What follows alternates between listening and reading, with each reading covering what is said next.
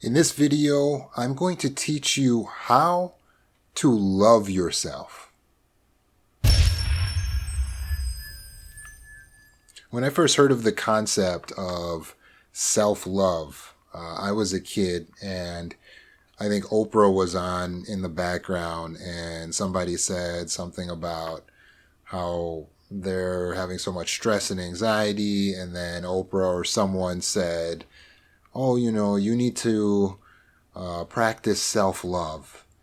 And I hated the idea. The whole concept seemed trite and misleading, and exactly what the world didn't need more of, because my perception of the world was that it was already selfish and self-centered enough, and people are encouraged to focus on themselves so much. So now if we're going to tout this idea that the answer to people's problems is that they need to love themselves more, I just thought that was totally toxic, and I didn't believe in it. But there was something I didn't understand. It is true that we live in a world that's egocentric and it's full of self-centeredness, and it's full of toxicity, but the narcissists and the egocentric persons are creating out of their family members, out of their children, out of their spouses, people who go the complete opposite direction and don't have a strong sense of self. And these I'll call the ego deficit persons. So these individuals are not self-centered, they're the opposite. They're self-sacrificing to the point where it actually becomes unhealthy. And as a result, they actually lose themselves, and they actually feel like they don't know who they are, and they don't understand their own feelings and emotions anymore, and they don't even know what they want anymore. And their life becomes just about constantly trying to make everyone else happy, because in their mind they're thinking, oh, maybe I'll be safe if I just keep everyone happy. But all of that is a trauma response. And so when I understood that aspect, then I really saw the need to help people to learn how to properly love themselves within the proper balance. But the first time I realized that there was something to the whole loving yourself thing was when I learned that I was self-love deficient. And that was a shock to me. Unlike many empaths, I don't have a shaky sense of self. But just the idea that when it comes to my partner, I would make it all about them was an indication that I was just a little bit self-love deficient. And so it needed to be fixed so that I could really go into a relationship as a whole person and not codependent. So whatever stage we're at on the continuum of self-love deficiency, definitely this video will help you to learn how to actually do it, because a lot of people talk about it and they're like, oh yeah, you just gotta love yourself. And it's like, what does that mean? Do I need to like draw myself a bubble bath? Like, I don't get it. And if you felt like I felt, then the whole concept just seems poppy and corny and can totally turn you off. But the reality is, if we were raised in a household where we had a self-centered parent or two, then likely we didn't get a good sense of how to properly assert ourselves or take care of ourselves, or to prioritize our own needs. So to love yourself, you have to be able to understand, first of all, what love actually is, and then understand how to apply that to thyself. So for many people, when they're faced with this concept, they say, well, how can I have love for myself when I really hate myself? Like I don't feel like I'm worth it. I don't feel like I'm a good person. So the reality with self-love is that you can't love yourself if you don't even understand love. So we actually have to start there because most people don't understand love. I repeat, most people don't understand love. If I were to ask you, what is love? Explain it. You might describe love as a feeling, but that would be incorrect. Love is not a feeling. It's because of this incorrect understanding of love that people don't know how to love each other and people don't know how to love themselves. So you have to understand what love actually is. So I'm going to put it to you very simply. Love is not a feeling. Love is a choice. Love is a choice. You actually make a decision as to whether or not you will love someone or if you won't love them, right? So you have songs that say, hey, where's the love? We just need more love in the world. And so the love that they're talking about is just person to person, like a brotherly love, right? So can you choose to have love for your neighbor? Yes. Is that just a feeling that washes over you? Not necessarily. No, it's a choice. That type of love that they're talking about, the type of love that would prevent wars, and it really would. If people loved each other, we'd have a lot less violence and all of that. But that type of love is a principled love, meaning that it's based on a belief and it's done on purpose. It's the belief that, hey, it's better, the world is better, or our relationships are better, our lives are better if I love you. So they make the choice to love thy neighbor or to love their coworkers, classmates, whomever it is. Likewise, you're making the same choice in your life with your loved ones. For instance, if I were to ask you, do you love your mom? Even if your mom is abusive or a pain in the neck, most people say, yes. But then if I were to say, okay, why? You might respond something like, because she's my mom. That would be an example of principled love. You don't love her because you're washed over with a feeling of ecstasy every morning when you wake up. You love her because intellectually there's a principle in your mind, a belief, a concept that since she's my mom, then she's deserving of my love. That's simple. It's just a belief that you hold. If you don't believe that family members deserve your love just for being your family members, then you may not love them just for being your family members. And you may have even made a decision in your personal life not to love your mom or not to love your dad. And there's probably good reason for it. But still, it shows love is a choice.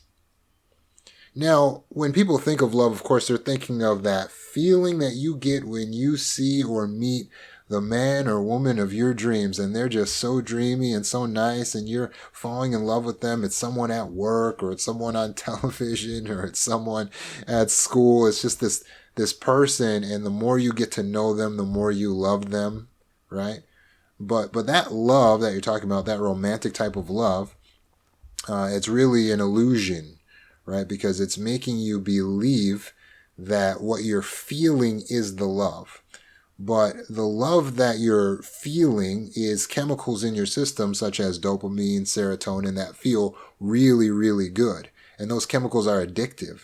But you're getting those chemicals because your values, something or someone you value, or qualities you value, you're perceiving that in that person.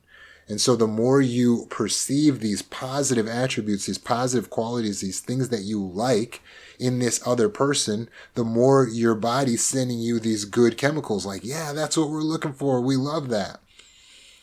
We're made that way. Obviously, if we didn't have that, we wouldn't mate as much. If we didn't mate, then we couldn't continue to have children. So it's for the benefit of our species that we are able to fall in love. But all it is a process by which you are over idealizing the person by focusing on their positive qualities, and that perception is triggering the release of hormones, and you become addicted to the hormones, and so you continue to want more, so you continue to think about the person, and that'll go on for months, sometimes up to a year or more, but eventually you come out of that stage. That's called limerence, or having a crush. And you'll have to face a certain reality. Now, if you've started to develop a relationship with the person, you can go on to have everlasting love. But we're going to be back on mainly a principled love with occasional shots of dopamine and serotonin. Otherwise, you're going to have to move on because you're going to realize slowly and gradually they have flaws. And your perception of them might have been a little bit one-sided and not totally complete. But that's the understanding of what people are calling romantic love. But that's a temporary sensation in a loop that you get in. That's limerence. That's not actually love. Love is making a decision to focus on someone's qualities. Love is choosing to see someone as valuable and choosing to treat them as valuable. That's love. Love is a choice. So in order to learn how to love, what we're going to do is think about this example. Now, whatever country you live in, if it's the United States, Mexico, Canada, whatever, just imagine the government of your country came up with a new law. Every adult needs to take care of a child because the government has too many orphans. So they're going to assign a child to you that's going to be very young, about a baby or a toddler when you get them. And it will be your job to raise this child as your own from start to finish. No supervision. You are going to have full legal rights to raise and take care of this child. But it's compulsory and every single citizen has to do it. So they send a child to you that you will raise. You get it as a baby or as a toddler. Now, you have to raise it till it's 18. You're looking down at this child. My question for you. You're solely responsible for how this child turns out. Will you choose to love the child?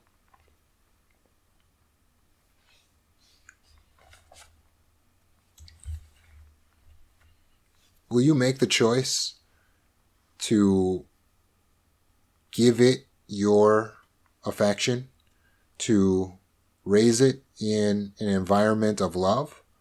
Or will you choose to despise the child? Maybe because, hey, you never wanted it in the first place.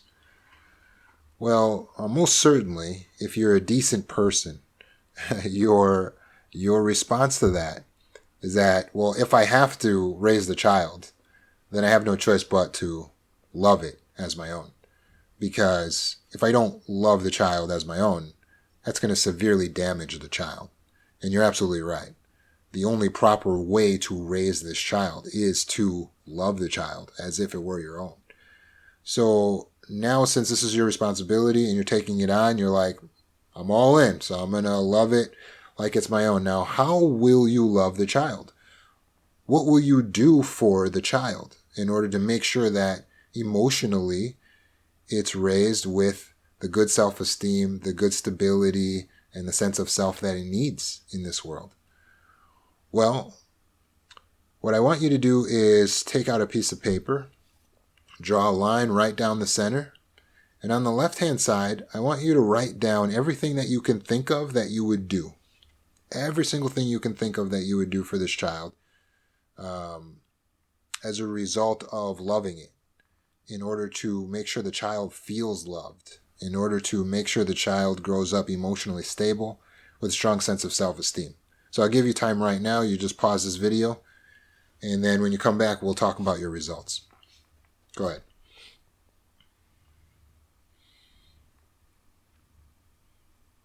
You got it done? All right. So let's go over your results together. And I just went over this with a client, so I have a fresh list made of everything we were able to come up with together. And I might give you some more ideas that you hadn't thought of. But essentially, to give it love, one of the first things that she mentioned is she's going to give it attention. She's going to give the child attention. Obviously, that's important, right? So when the child comes to you with something, Like, here's my picture. You can't just ignore the child. You're going to give the child attention. And when it cries or it needs something, if it's hungry, you're going to pay attention to the needs of the child and to the feelings of the child. So absolutely paying attention is a big part of showing love to the child. Another thing you're going to do is tell the child kind things about itself. You're going to say nice things to the child about themselves. You're going to boost up their self-esteem, right? So you're going to tell them, hey, you're really smart. Wow, you did a good job. Hey, that was excellent. I love you so much. You're going to tell it nice things about itself. And you're going to do that because you care about how it feels about itself ultimately. You care about the emotional well-being of the child, right? One of the things you might have on your list is that you're going to feed it, clothe it, take care of it, give it good food, things that are nutritious. Another thing that you might have on your list is just in general, get it whatever it needs to be happy and healthy. I want to ask you this. Would you protect the child? What if your mother came over and every time your mom came, she would verbally tear down the child and say things that were really hurtful to the child and mess up the child's emotional state? What would you do? Probably if you're a good parent, which I bet you are, you would protect that child. You would tell your mom, hey, you can't come over here if you're going to be talking like that. And you would remove that source of toxicity from the child's life, right? So you should have all those written down. If you miss some, you can write the ones that I mentioned in, and maybe even have extras. But write those down in your left-hand side of the column. And then you're going to go over to the right-hand side of the column. And at the very top, you're going to write M-E, me. Because the way that you love that child is the way that you're supposed to love yourself. What you just created was a template, a to-do list, a perfect outline for how to love thyself. Except the universe has given you someone to take care of. But it's not some child from your local government. The universe has given you yourself to take care of. The fact of the matter is, we expect for every individual person to protect themselves. They're supposed to keep themselves alive. They're supposed to keep themselves healthy. They're supposed to keep themselves well fed, right? So every person is tasked with the responsibility to care for themselves. You are the child that you need to care for. Furthermore, you were abused as a child. So the child you're caring for, this foster kid, comes from a background of abuse. So all the more so, you're going to want to treat this child very kindly and make sure it really feels your love. Because you need to heal this child now. Make sense?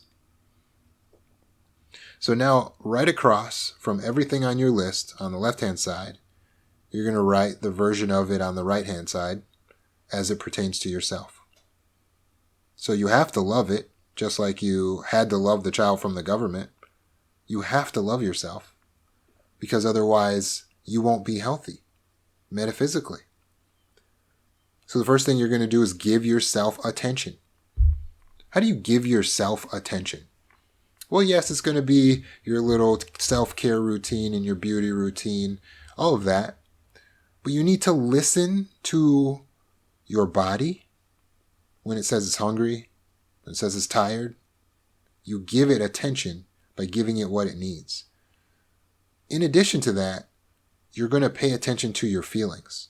So just like when the child you were taking care of cried, you jumped to action to take care of what the child needs. When you feel depressed, when you feel sad, do you pay attention to the feeling? When you're feeling anxiety, do you pay attention to the feeling? Or do you try to stuff down your anxiety and just like stuff it to the back and ignore it? If you ignore yourself, you're neglecting yourself. That's self-neglect. It's just as bad to neglect yourself as it is to neglect anyone else. So if you wouldn't neglect someone else's emotions and feelings, then you cannot neglect your own. If you're one of those people who's an expert at walking in and seeing how everyone feels, you need to turn that power in on yourself and become an expert of seeing how you feel, because that's the only thing you really need to be worried about. This is not survival anymore. You're safe. You're an adult. Now, you need to learn to understand your own emotions and listen to them, because all of your emotions are your subconscious communicating to the conscious self. And each thing it's communicating is letting you know if there's good energy or bad energy, and you need the emotions to let you know if there's toxicity that you have to address. The emotions let us know what's happening around us in the energy realm. So you must listen to your emotions. You must pay attention to the self. But when you're paying attention to yourself and you're paying attention to your emotions, you're meditating every time you get a bad feeling, and what starts to happen? Well, you don't suffer from generalized anxiety. You're not suffering from generalized depression. You're suffering from generalized happiness, contentment. You're going to want to tell yourself nice things about yourself. So one of the things that people do is they filter out everything good that someone says. Hey, I really like your hair. Hey, you did a really nice job on that report. No, it's not me. It's someone else. Oh, this hair. Oh, it's ugly. I don't like it. They deflect all positive because they think that that's humble or something. And then whenever there's some one negative thing that somebody said 10 years ago, they play that over and over in their head. Now, how is that going to help your self-esteem? You got to do the exact opposite. You have to reject negativity, and you need to absorb positive feedback. So when someone says to you, hey, I like your shoes, say, thanks.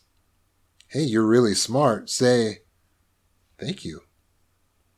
Absorb it, and then go and think about it and be like, man, people have been saying I'm smart. People have been saying I did a good job on my report. People have been saying I'm a really hard worker. People have been saying positive things. Accept them into the self. But even more than that, you need to be the main source of your positive thoughts and energy. So you have to build the self up. So you have to tell the self, hey, you're really smart. Hey, you did a good job. Hey, you nailed it. Hey, we made money. Hey, we made enough to pay our rent. Award yourself. Give yourself a high five and a pat on the back. Celebrate. Tell yourself positive things about the self to reaffirm who you are. And when you accidentally speak bad to yourself, stop it, because you recognize that's verbal abuse. Oh, I'm so stupid. Whoa. You wouldn't say that to someone else who makes a mistake. Man, Johnny, you made a mistake. You're so stupid. That's verbal abuse. So if you're not going to say that to someone else, you don't say it to yourself. That's how you love the self. Don't talk to yourself abusively. Don't say I'm dumb, I'm stupid, I'm not smart, I'm ugly, I'm not pretty. Stop saying that. Stop saying I hate my hair. Stop. You would never walk up to someone else and be like, I hate your hair. Think about what you're saying to yourself. Analyze the conversation. Your own self-talk is what's depleting your self-esteem. What's left of it. Don't talk to yourself like that. Have gratitude for yourself. Speak positively to yourself. And when you talk about yourself and your worldview, temper it to speak positively. If there's something critical, make it constructive criticism. Not, I'm so stupid. That was stupid. That was a kind of a dumb move. Okay, fine. But don't say I'm dumb. Don't say I'm worthless. You say, that behavior is worthless behavior. I don't want to engage in that. Separate yourself from the mistake. But always be saying nice things to yourself, just like you would to your child that you're taking care of. Why? Because the universe has assigned you to take care of you. You're going to feed your child, nourish it with good food, make sure it has its clothing. Likewise, you're going to feed yourself good food that's nourishing to the body, right? You're not going to give yourself junk food. That's hating the self. You're not going to smoke cigarettes. That's hating the self. You're going to take care of yourself because you wouldn't give the child cigarettes, so you don't give it to yourself. You wouldn't binge the child on alcohol, so you don't do it to yourself. All self-destructive behavior, throw that out because you wouldn't do it to your child, so don't do it to yourself because we've put you in the care of yourself. So take care of yourself. Treat yourself exactly as if you were given a child to care for. Finally, you're going to make sure it has everything it needs. So you got to make sure you have everything you need. Give yourself the resources. Pay attention to what you want and what you need in your life. It just works better that way. When you have what you need, you're going to perform better. If you get the sleep that you need, if you get the clothes that you need, if you get the tools and the equipment that you need, you're going to do better in life. And you got to protect yourself from toxic people. So that means when mom calls, don't answer. If your mom is toxic, don't answer. Stop talking to your mom. If she's toxic, don't talk to her. Minimize your relationship with toxic people. I understand these people can be your children, they can be your parents. They hold a really strong position in your life. And you have the principle that, well, if they are my family, then I must love them. But your principle, your actual chief concern is to love yourself first. So you have to protect yourself first. See, you didn't have trouble prioritizing it when it was your child. You told your mom to get out when she was abusing your child. So now take that child and put it inside you. Because it's your inner child we got to protect. Keep that same energy now. Mom, I don't want to hear about that. Don't talk to me about that. Keep that same energy. Hey, you can't come over here if you're going to be talking to me like that. Protect yourself the way you would protect your child. And by doing this exercise with the self, you will understand how you're supposed to love yourself. This is going to be every decision, moment to moment, minute to minute, second by second. You have to analyze. Oh, I think I'll just snack in the fridge. Wait a second. If a guest was here, if I was taking care of a child, I would actually cook something, wouldn't I? Oh, yeah. Hey, I would take a child out to do some recreation every once in a while, wouldn't I? Oh, yeah. Everything you would do for a child, do it for yourself. That is how you love yourself.